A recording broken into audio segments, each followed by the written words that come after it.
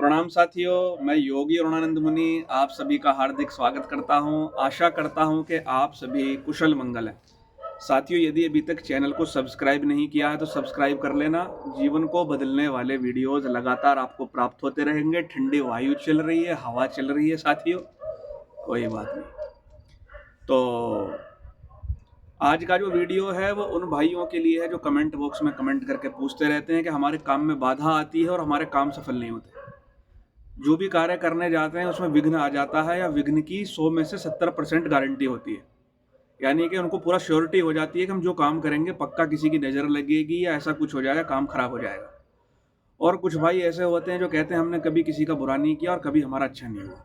ये मुद्रा, ये वीडियो उन लोगों के लिए आज मैं बताने जा रहा हूँ आपको ऐसी मुद्रा जो कि सर्व विघ्न विनाशक मानी गई और तांत्रिक मुद्रा है। करने का तरीका आपको बताऊंगा। तंत्र ग्रंथों में इसको शांति कारक कर्मों में प्रयोग किया जाता है।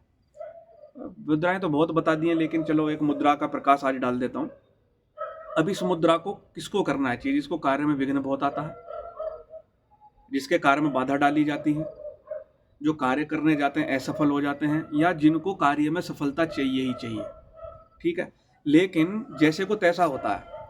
कर्म का सिद्धांत कहता है कि अगर तुमने रोड़े अटकाए हैं, अब इसका मतलब ये नहीं है तुम छुरी लेकर किसी को मारने गए हो। अगर तुम बैठे बैठे भी किसी को कोसते हो, अरे ये तो ऐसा है, ये तो वैसा है, इसने तो हराम के पैसे से इतनी बड़ी बिल्डिंग बना ली, अरे इसका तो ऐसा हो जाएगा, अरे इसका तो ऐसा है, तो समझ लो आप अपनी ऊर्जा बाधित करते हो।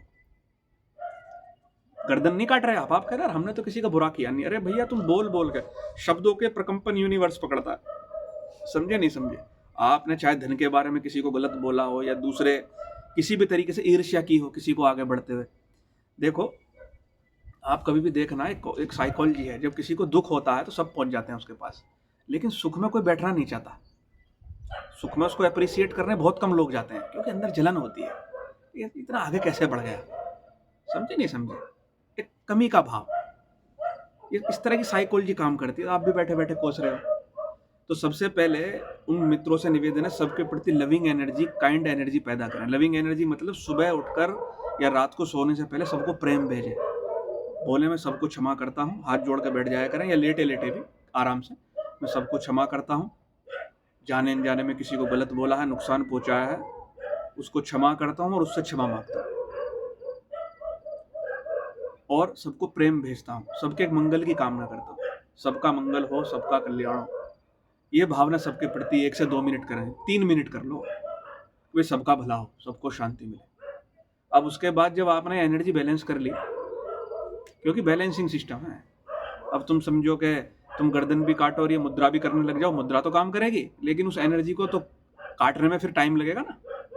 तो इसलिए उस प्रकार की एनर्जी उठाओ और इधर से मुद्रा करो तो चमत्कार होता है। तो इस मुद्रा का नाम है मूसल मुद्रा। कौन सी मुद्रा? मूसल मुद्रा। मूसल जानते हो ना, ओखली होती है गाँव में, जो गाँव में रहते हैं वो सब जानते हैं, और उसके अंदर अनाज कूटा जाता, धान कूटा जाता, लेकर ते दनादन एक लकड़ी जैसा होता है, और नीचे कूटते हैं उसको माता बहनें। धान कूटती हैं, चावल कूटती हैं, या मसाले कूटती हैं, कई जगह आपको मिल जाएगा। ठीक है। अच्छा, इमरतमान देखा होगा आपने, इमरतमान या इमाम दस्ता, इमरतमान नहीं इमाम दस्ता, ये उसमें मसाला कूटा जाता है। उसी का छोटा रूप है जो आप चाय बनाने जाते हो तो अदरक कूटते हो, अब क्या बोलते हैं उसको मालूम नहीं, वो मूसल है, जो ऊपर वाला हिस्सा ना कूटने वाला, वही है मूसल। उसी का एक रूप खरल में, जो आयुर्वेद के वैद्य घिसते हैं। अच्छा, अब ये मूसल को साधारण नहीं है, महाभारत में मौसल पर्व है, 18 पर्व है ना, तो 16वां पर्व पढ़ना मौसल पर्व। उसमें जो है यदुवंश के संहार का पूरा वर्णन है कि यदुवंश कैसे नष्ट हुआ, मूसल से नष्ट हुआ।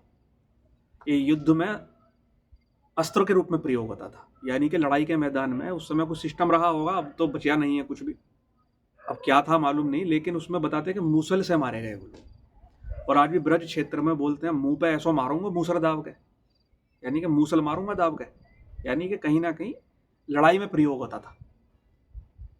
अब उसका स्ट्रक्चर क्या था क्या नहीं था, अब ये तो साहब वो लोग जाने जो इतिहासकार हैं और ढूंढे उसे, लेकिन हमारा कहना ये है कि इसमें डाल कर कुटाई होती है। उसी प्रकार से जो मूसल मुद्रा करता है उसकी समस्त विघ्नों की कुटाई हो जाती है, वो कूट डालता है समस्त विघ्नों को। चाहे उसके काम में कोई बाधा डाल रहा हो, किसी ने तांत्रिक प्रयोग कर दिया हो, उसके काम में बाधा लगा दी हो, सब नष्ट हो जाएगा। बिल्कुल उसी प्रकार से जिस प्रकार से कुटाई हो जाती है धान की, चावल की, सबकी। और ये संहार भी करता है, नेगेटिव एनर्जी का संहार करता है ये। जैसे महाभारत में क्या होता, श्राप लगा था और उस श्राप के कारण यदुवंश में बहुत लोग मारे गए थे।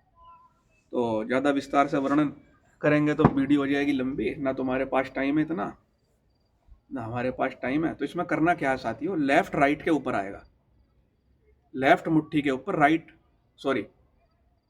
मुट्ठी के ऊपर लेफ्ट मुट्ठी आएगी, सीधे हाथ के ऊपर उल्टा हाथ आएगा, सीधे हाथ के ऊपर उल्टा हाथ, और नाभि के सामने इस प्रकार से मुट्ठी के ऊपर मुट्ठी ऐसी कूटते ना, और नाभि के सामने रख लेंगे, नाभि के सामने, और इस मुद्रा को लगा के बैठ जाएंगे और मनोमन बोलेंगे मैं सुरक्षित हूं।